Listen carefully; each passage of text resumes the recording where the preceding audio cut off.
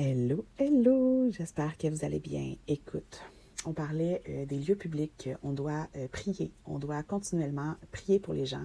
C'est drôle parce que, tu sais, je vous dis que mes enfants sont guidés, puis des fois, je suis juste...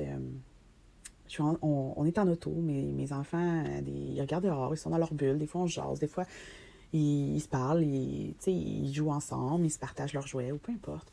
Puis des fois, je suis comme juste en prière dans ma tête, puis des fois, je vais faire comme juste... Il y a des petits sons qui vont sortir de ma bouche, puis ma fille va me dire Maman, est-ce que tu priais? Puis c'est vraiment... Moi ça me fait capoter de voir comment qu'il agit dans une si petite enfant. Puis mon gars, il est pareil parce que du haut de ses 17 mois, il parle pas beaucoup, mais il y a une compréhension incroyable. Puis des fois, je, je, je pense à quelque chose, puis il va me l'apporter. C'est vraiment, j'ai juste à penser à quelque chose, puis il va aller le chercher, il va me l'apporter. J'ai même pas besoin de lui dire. Puis ça, c'est pas de la folie. Est-ce que je fais des liens ou qu'il devrait pas en avoir? Peut-être. Écoute, ça me dérange pas. Moi, je dis les choses, puis le Seigneur opère de la façon qu'il veut. Puis moi, je suis juste en amour avec tout ce qu'il fait, comment il orchestre les choses.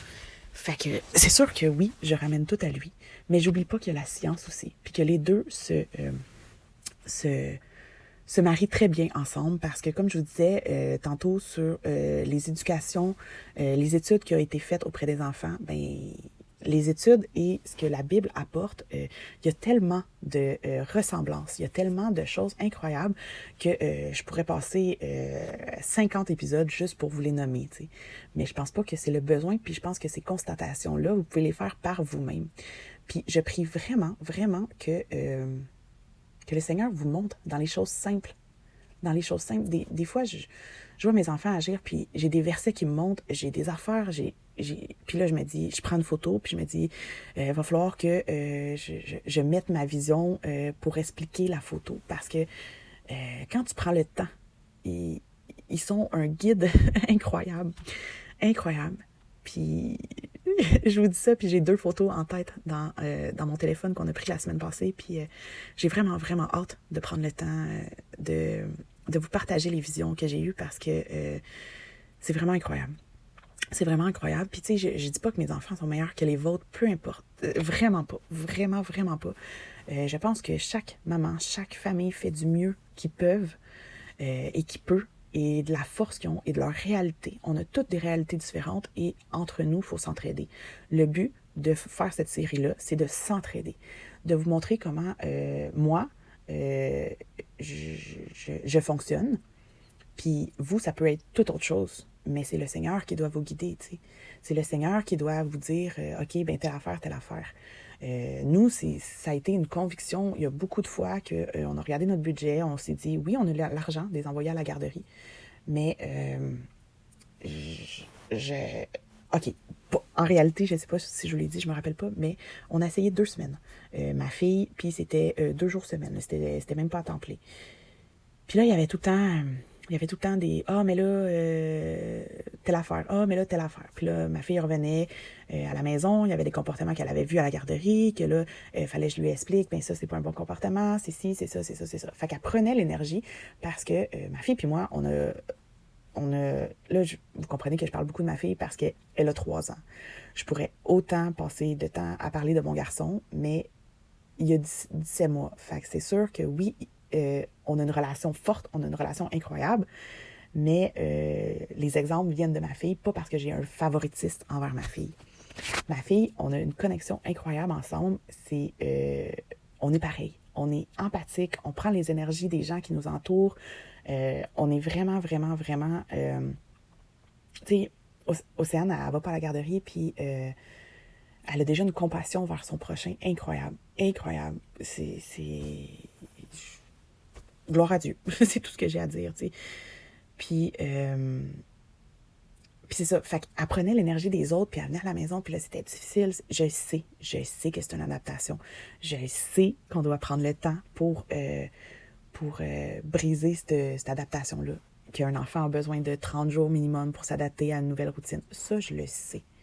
Mais nous, on se mettait en prière, puis on dit, est-ce que c'est vraiment ça qu'on veut? Est-ce que c'est vraiment ça? Non.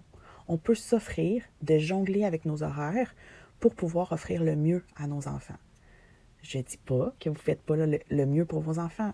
J'essaie juste de me justifier pour éviter des commentaires blessants ou que vous vous sentez attaqué. On fait les choix selon la force qu'on a en nous. Le Seigneur nous a mis une force. Puis, tu sais, il nous a donné nos enfants très tard. Fait que nous, on a pu avoir une vie, on a pu vivre nos expériences, on a pu tout faire. Tu sais, mon premier enfant, je l'ai accouché à 34 ans de mémoire. Donc, tu sais, moi, ça faisait longtemps, ça faisait 14 ans, comme je vous disais, que j'étais prête à avoir un enfant.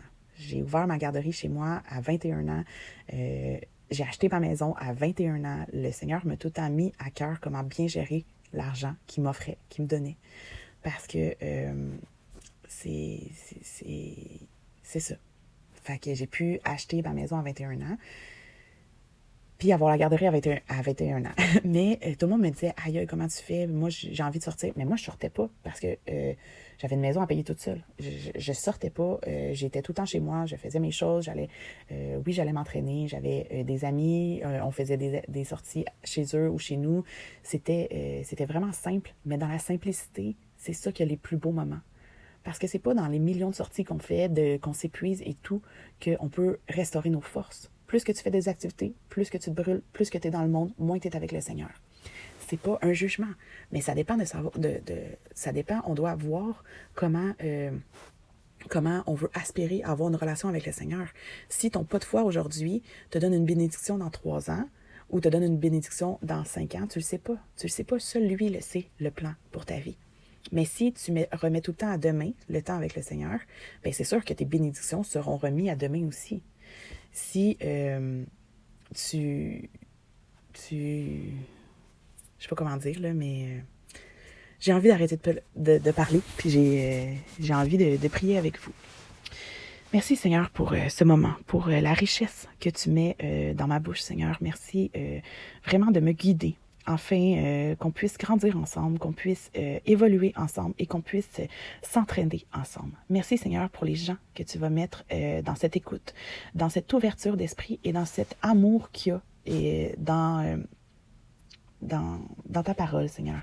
Parce que ta parole est une vérité, est une droiture, est une arme, est une armure, et vraiment tout ce qu'on a besoin dans une vie. Donne-nous la sagesse de laisser les choses qui prennent tout notre temps, mais pour que ce soit consacré sur toi, sur nos enfants, sur notre mari, sur les choses qui sont vraiment importantes de notre vie.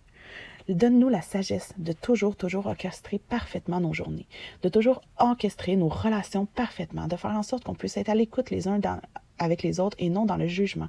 Non, dans tout le temps, penser à se justifier. Si quelqu'un pense quelque chose de négatif pour nous, peu importe, c'est pas grave. Donne-nous la sagesse de simplement te laisser le pouvoir de montrer le contraire. Parce que à chaque fois qu'on parle, les mots sont, comme je vous dis depuis tantôt, c'est un couteau à 2 tranchants. Les mots ont tout le temps 2 significations selon l'interprétation. Donne-nous la sagesse de ne pas focusser sur des mots, mais de focusser sur un ensemble, sur une discussion, sur l'ensemble d'une discussion, sur l'ensemble d'un message. Donne-nous la sagesse, vraiment, vraiment, avant d'écrire à quelqu'un ou avant de dire quelque chose, de tomber en prière ou de tomber en pensée. Seigneur, est-ce que tu penses que je dois le percevoir comme ça? Aide-moi à sauver du temps parce que à chaque fois qu'on interprète mal, ben on perd du temps, puis on fait perdre du temps à l'autre personne aussi. C'est vraiment, vraiment crucial de vraiment tout le temps prier pour savoir comment tu veux qu'on perçoit les choses. De laisser écraser notre chair pour faire en sorte que ça soit seulement toi qui prennes toute la place, Seigneur. C'est incroyable, incroyable la place que tu veux prendre en chacun de nous, Seigneur. Mais donne-nous la force de tout casser, de tout laisser pour ne laisser de la place que à toi, qu'à ta parole qui est dans l'amour, l'humilité, que le jugement, que la mort, que toutes ces choses-là, Seigneur, tu gères. Tu gères les problèmes, tu gères les conflits, tu gères tout. Nous, on a juste à s'apaiser dans ta parole. On a juste à tomber dans l'amour. Donne-nous le zèle d'enlever toute crainte, toute peur de nos vies, Seigneur. Donne-nous la sagesse de seulement être en paix. Parce que tu le dis dans la Bible que la paix est grande quand on te suit concrètement. Que ta sagesse et ton intelligence pour notre prochain est incroyable si on se fie qu'à toi et toi seul, Seigneur. Merci, Seigneur, de continuer à mettre les bonnes personnes, les bons enseignements devant nous, de nous modeler parfaitement à ta parole, à tes exigences, Seigneur. Merci de faire en sorte de nous éloigner de tout péché, de toute tentation du monde, Seigneur. De nous guider pour les fois, pour les sujets, pour les projets que tu as pour nous dans le monde, Seigneur. Pour aider notre prochain, pour transmettre notre amour qu'on a pour toi à notre prochain, Seigneur.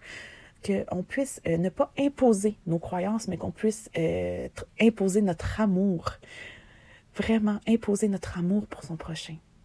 Merci Seigneur pour tout ce que tu fais dans la vie de mes frères et sœurs, dans la vie de mes amis, dans la vie de ma famille, dans la vie des personnes, des inconnus, des itinérants, de toutes ces personnes, des politiciens.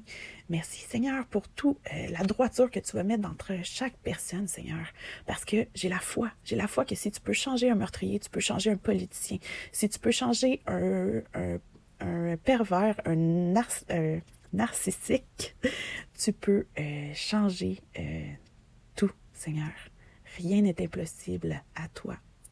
Mets tout en moi. Et j'ai un verset qui monte, mais je suis pas capable de le dire. Mais c'est vraiment, mets tout en moi, puis tu vas voir comment que mes projets sont grands pour toi.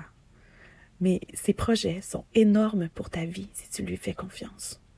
Sois béni et à une prochaine fois.